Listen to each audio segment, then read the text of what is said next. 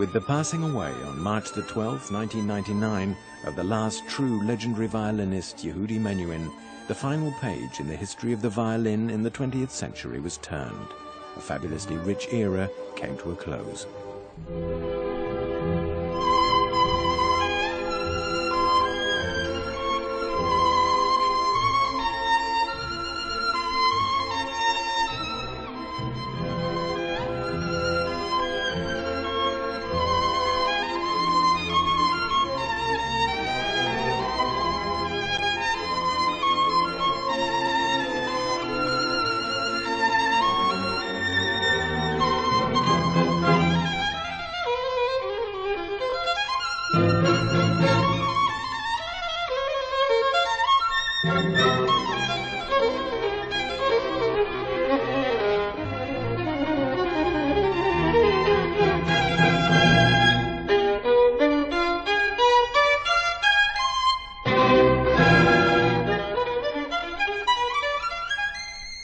If you compare violinists of today and violinists of, let's say, in the 1920s, 30s, 40s, and 50s, in my mind, or to my ear, I don't feel that one of them sounded like the other.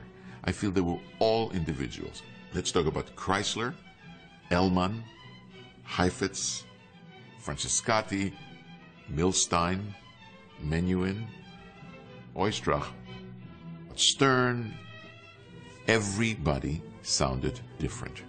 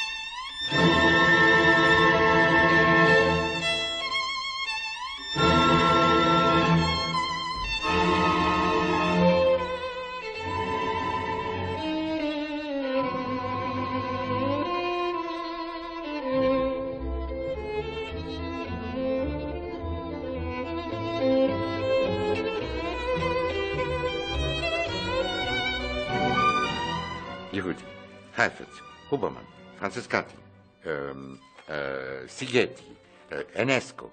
Ben, chacun jouait la même œuvre, ça a été comme une autre œuvre. Quand quelqu'un te dit, ça c'est la version de référence, ou ça c'est comme ça, excuse-moi, c'est une insulte à la musique, alors ça veut dire que c'est une très pauvre musique. Ça veut dire qu'il n'y a qu'une seule manière de le jouer.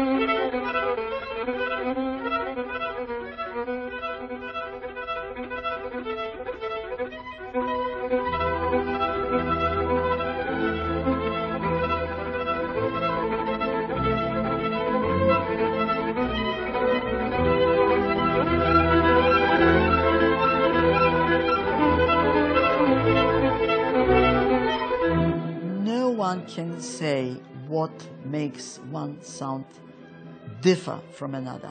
This is, in my opinion, the individuality of the person, the strength of the pressure, the pressure of the bow on the strings, the pressure of the actual fingers on the violin, the whole position.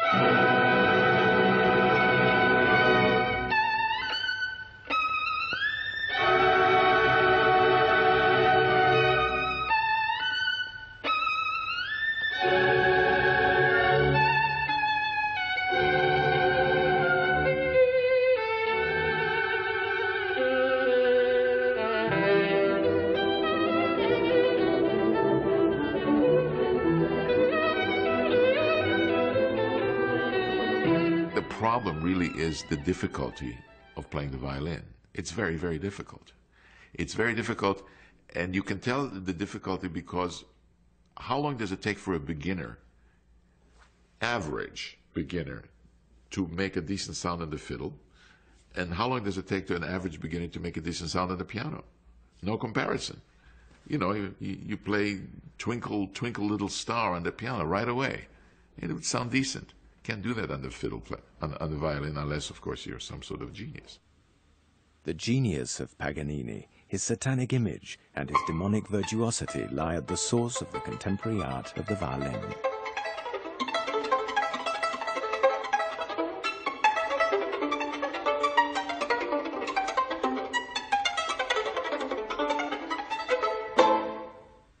All the giants of the 20th century, we will not deal here with chamber music, jazz, or the gypsy violin, are in one way or another descendants of Paganini.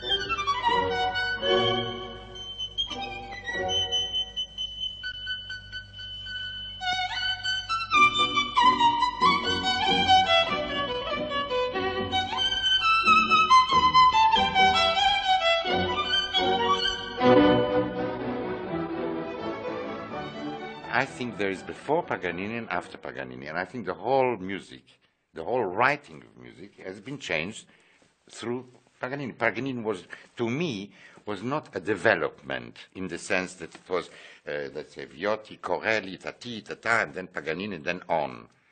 I think there was all this, and then there was Paganini.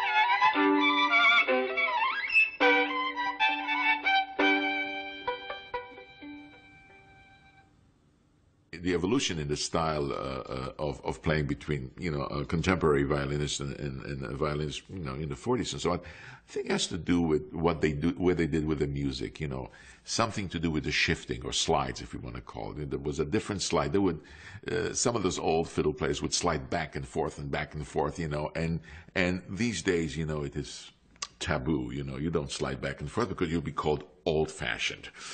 And I wish I had more of those old-fashioned things.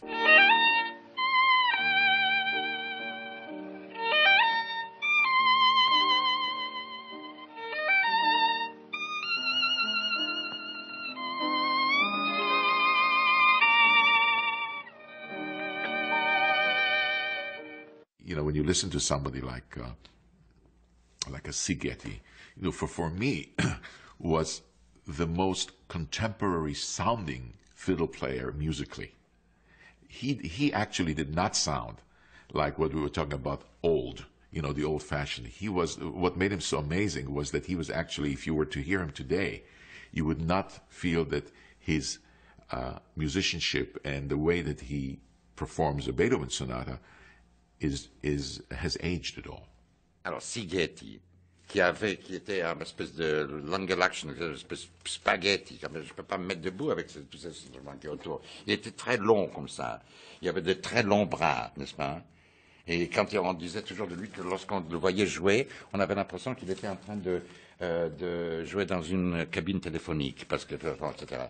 Mais quand on entend certaines des choses, est-ce que c'est démodé? Non. He was criticized sometimes for the very wide vibrato that he had, but it was so focused. I would say he was the aristocrat of violinists. Mr. Joseph Szigeti. We are going to play the Bee by Francois Schubert.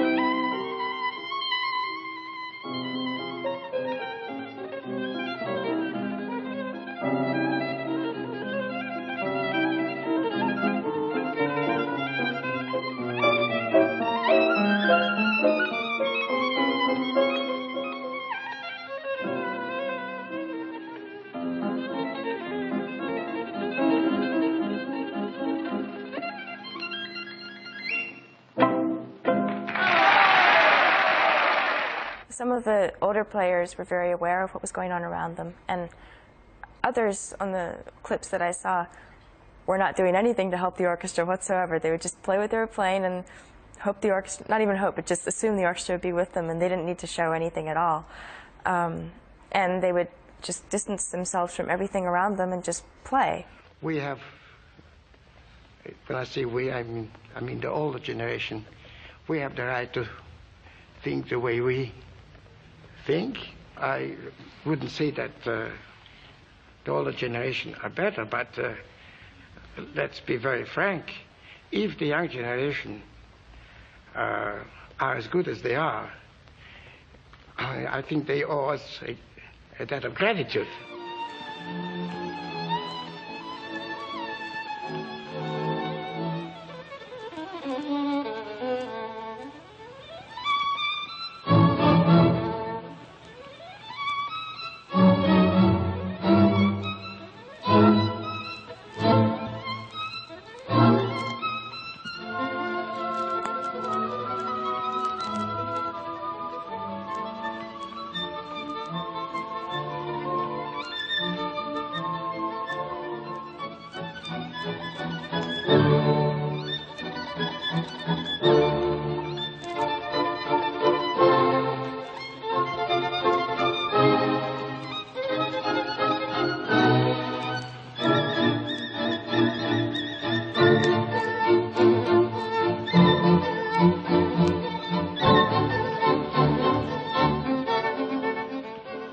What impressed me about Elman, and I remember seeing a video of him playing, among other things, the Humoresque of Dvorak, was his incredible bow division, that everything was in such order.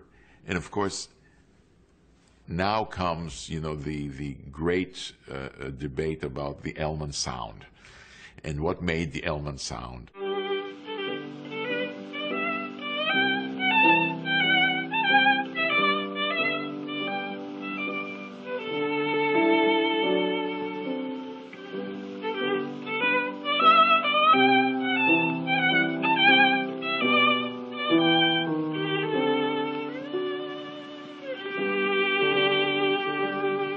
If you look at Elman, he's a really, really small guy with very thick fingers, and he places his fingers in a way I've never seen other people place their fingers. Like, he has nails on his left hand, like it looks like a guitarist's hand, you know. And so he sort of grew his nails, I think, to give himself support, so that when he put his fingers down flat, since his fingers had a lot of meat in them anyway, I couldn't do it, but you know, he could put them down flat and get a full vibrato swing. And it's really interesting to see that, because he plays with the violin up, his fingers flat, and he's really short, so his arms are very short. So he's playing all the way out here like this, and he has to lower the scroll just to get into a high position.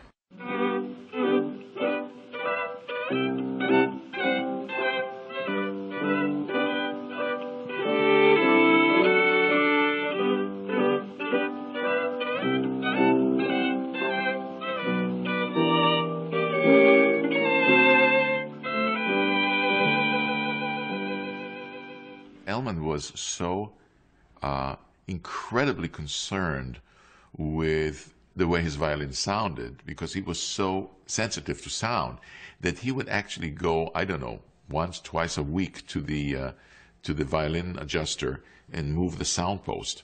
I think that I probably do practice every morning with my pianist, Mr. Zeiger, about 2 hours, 2.5 hours. And one day the story goes like this. He says, you know, upon they're rehearsing, and Misha tells Joseph, I can see that. Joseph, you're not playing in time. So he says, Maestro, but I am playing that. Let's do it again, you know. So they do it again. Stops him again. He says, you're not playing in time. But Maestro, I am playing in time. He says, maybe you're playing in time, but not in my time.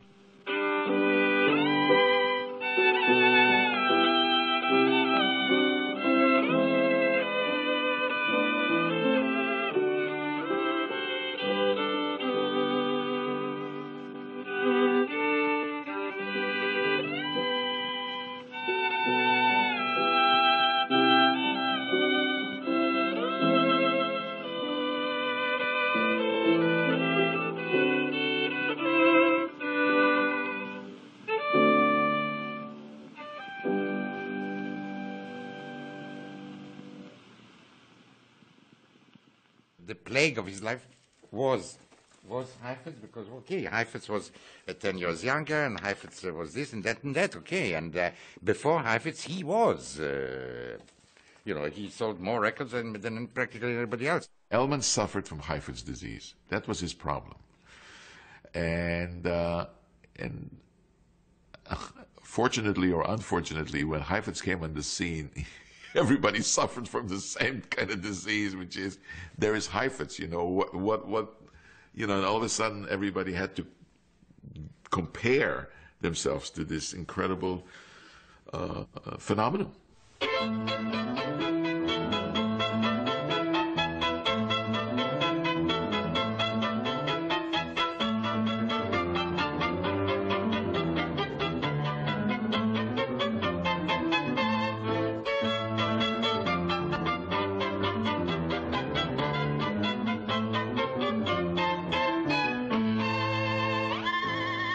I remember listening to him, and I could not close my mouth for like a week. I couldn't believe what I was listening to. It was, and he of course looked very cool on the stage. You know, he didn't move much. He just moved what was necessary, and that was, in my estimation, the reason that people called him very cold. And people would say, for example, about Heifetz, he was cold. Close your eyes and listen. What you heard was, for me, I could describe it as like a tornado moving in one place, just staying, you know, with the most incredible heat coming out. The thing was in the playing.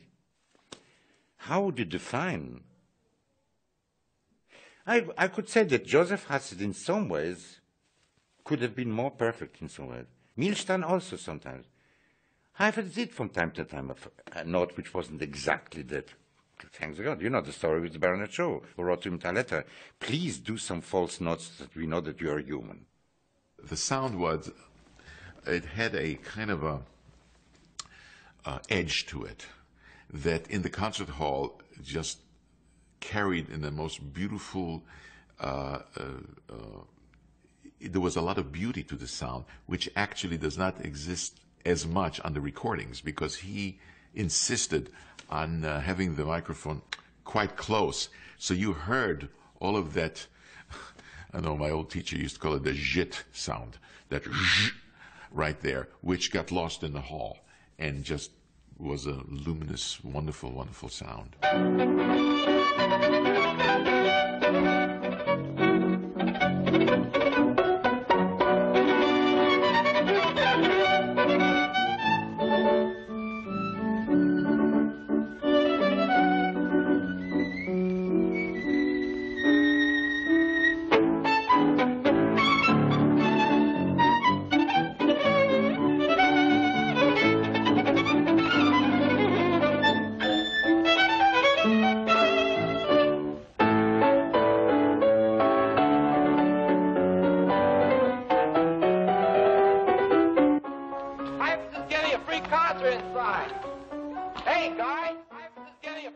Portrait prize.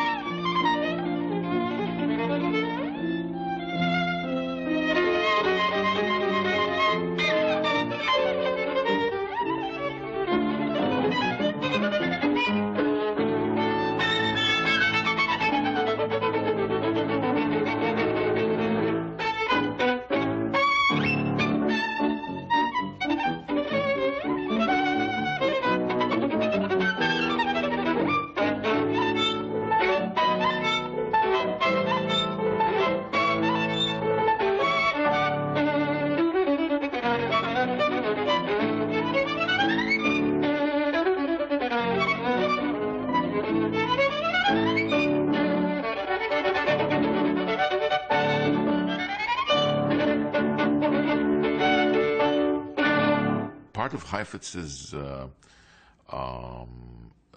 tone production has to do with bow speed. He moved the bow very, very quickly. He did not use sort of as much bow pressure. This was a Russian way of doing it, you know, to moving the bow very, very quick and then getting this incredible edge to the sound. I think since Heifetz and I guess Milstein as well, but particularly Heifetz, who could play so brilliantly and so cleanly, and you can hear every single note. It's not like it sounds brilliant and perfect, and then you listen closer and some notes are missing, or some notes are just kind of passed over quickly. With Heifetz, it was all there. Particularly when he played a concerto by Tchaikovsky, concerto by Wieniawski, works like that which suited him to perfection. He played certain things, even the chaconne by Vitali. There is so much drama there, which is so expressive and so impressive. It makes you shudder almost. But of course, when it came to the classics, then that's a different world entirely. You can like, not like, you can agree, not agree necessarily with everything that happens, but Heifetz was unique. There's no doubt.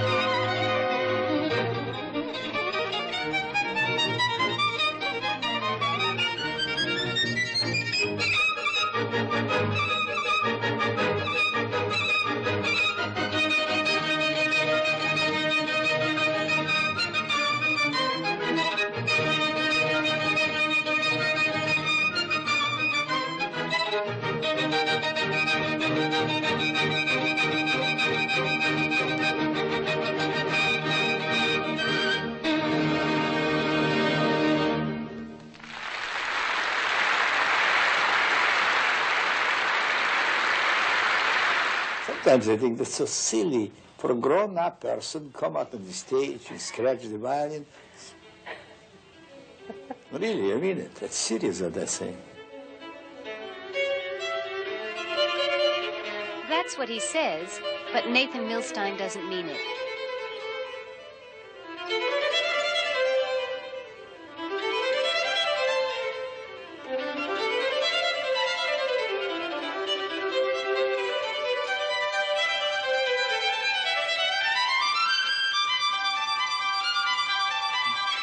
He's been playing for more than 60 years and is one of the supreme violinists of our age, a master of his instrument.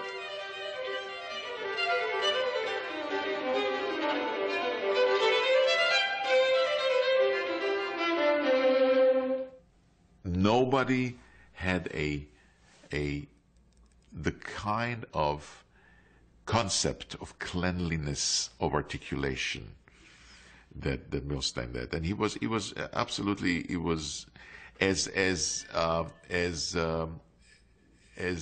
intense as Elman was about tone.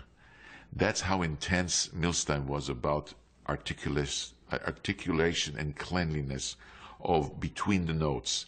Parce que lui, il passait tout son temps à chercher tout le temps. Chaque fois que je venais chez lui à la maison, je disais, tu sais, j'ai trouvé ça, regarde, c'est un nouveau truc, là, etc. Tout le temps, il cherchait. C'était comme un horloger. With him, it was a way of life. With him, it was, give me the fiddle and I'll just play it all the time. I'll just play it all the time. All the time I'll doodle, practice, doodle, do little things, investigate, try and see, let me see which passage, which fingering I should use that make the passage sound cleaner, some more articulated. All the time he used all kinds of tricks, all new things. You would come, I would come to his house. I expect, at one time he lived in Paris for several months. We saw each other practically every night, every day, I'd come here, I'd start.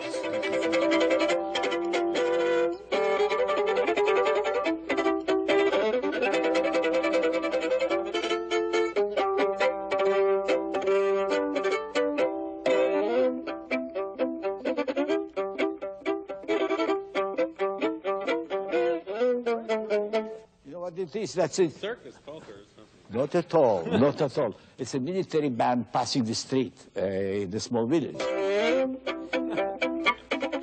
Let's go home. Well, you could not love him if you knew him.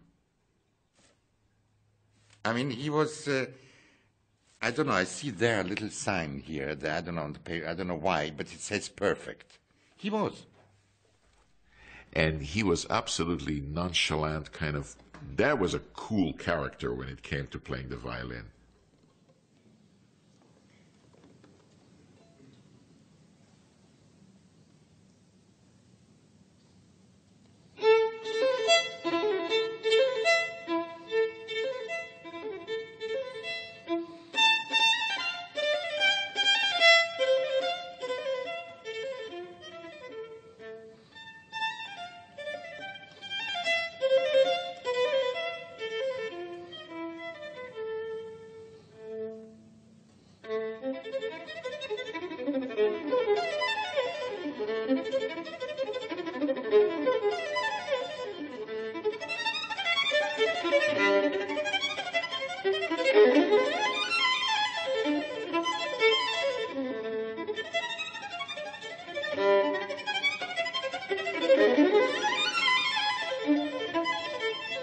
Moi, je ne sais pas ce que ça veut dire difficile. Quand on joue, on sait jouer, on ne peut pas jouer. Je ne peux pas penser à ce que je fais. Si on commence à penser à ce qu'on doit faire...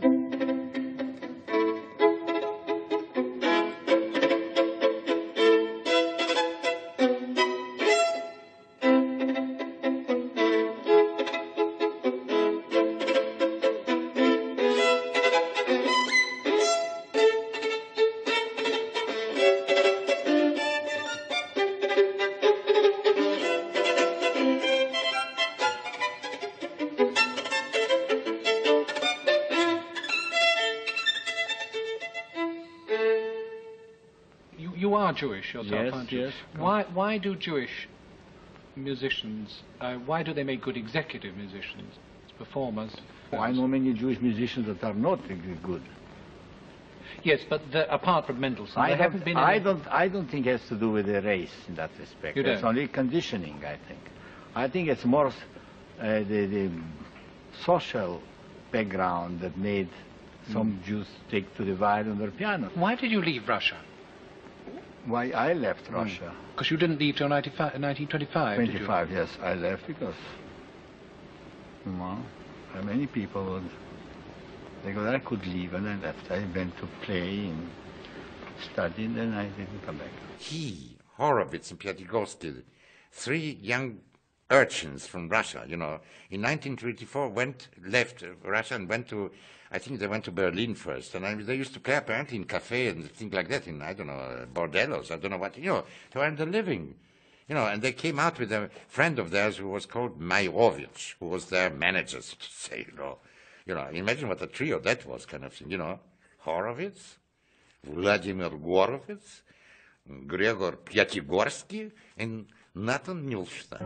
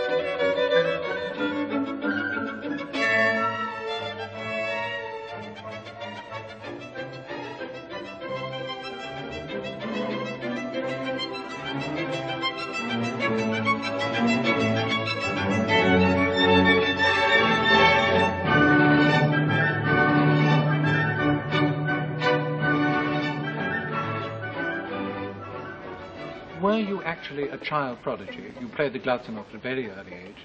But I couldn't be prodigy because it wasn't good, I'm sure. The prodigy is supposed to play well. I'm sure I didn't play well.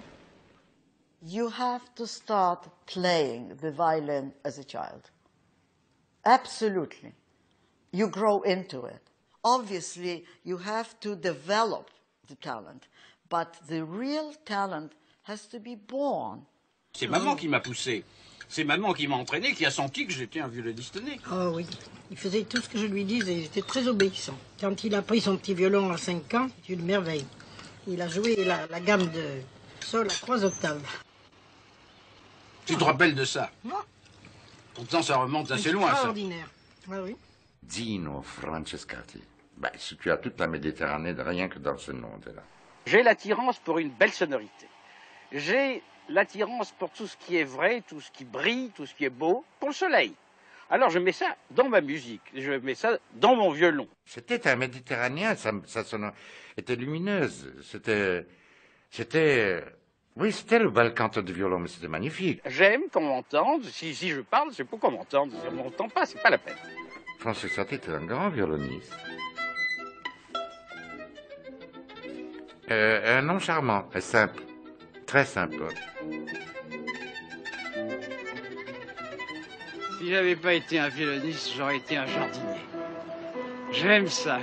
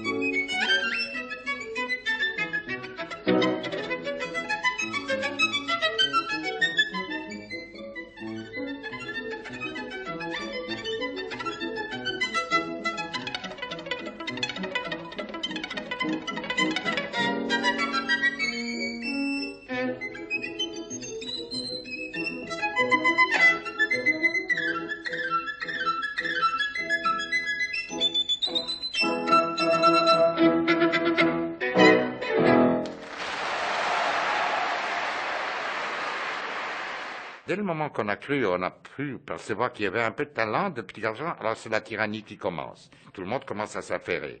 Et le petit garçon que j'ai été, ou que peut-être les autres aussi, où est-ce qu'il pouvait se réfugier? Dans cet instrument, en s'enfermant dans sa chambre, en dialoguant avec cet instrument. J'ai passé des heures à improviser dans ma chambre. Évidemment, j'improvisais aussi pour tricher, parce que ma mère faisait la cuisine à côté avec la côtelette pajarski, comme ça. Et moi, j'étais en train d'improviser en lisant des bandes dessinées. Elle pensait que j'étais en train de travailler mon violon. Like all masters of the violin, Ruggiero Ricci was already an accomplished performer by the age of 12.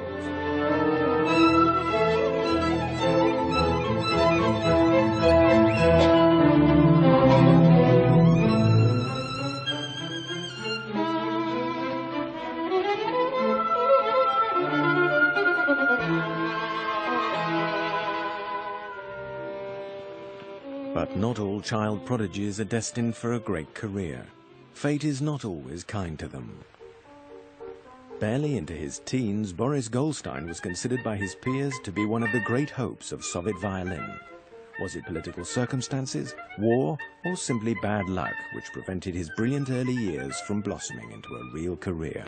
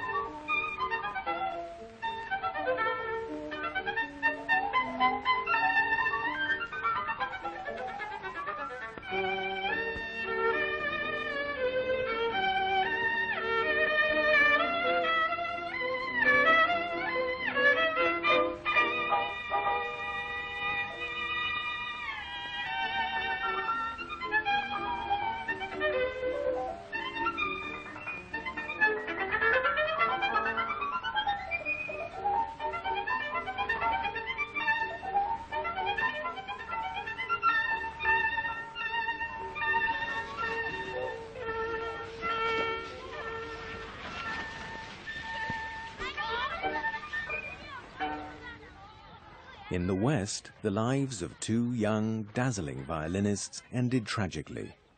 After a brief but brilliant career, Michael Rabin died of a drug overdose in New York in 1972, still in his youth. The terrible pressures which sensation-seeking middlemen inflict upon child prodigies were too much for him to bear.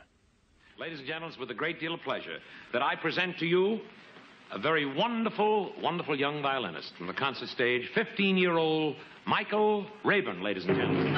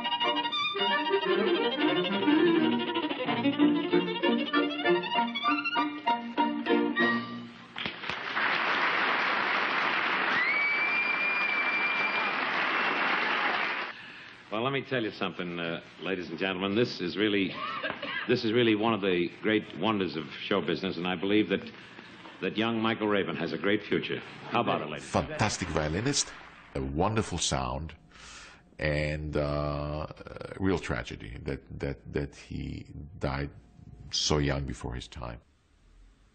Another prodigy destined for a brilliant career met with a similarly tragic end. Joseph Hasid, about whom the distinguished pianist Gerald Moore wrote, "With the possible exception of Menuhin, he is the most incandescent talent I have ever heard."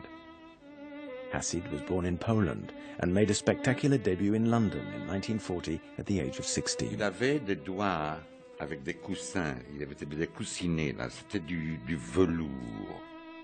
3 years after his first appearance, he fell silent. He was committed to a psychiatric clinic for schizophrenia. Il est devenu... Il était peut-être déjà dérangé avant, parce que pour jouer comme il jouait, on ne pouvait pas être normal. Joseph Hasid never performed on stage again. He died in 1950 as the result of a lobotomy. He was 26.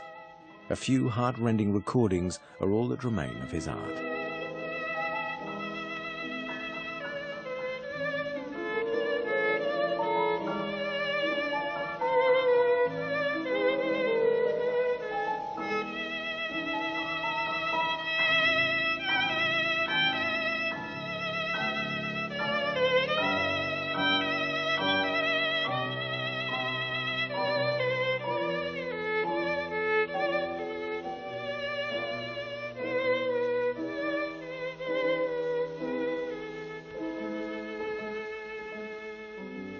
If somebody has a wonderful career past the age of 40, I think it's a bloody miracle. It really is. So many things can go wrong. to keep it up and to do it. It's very difficult. It's tough.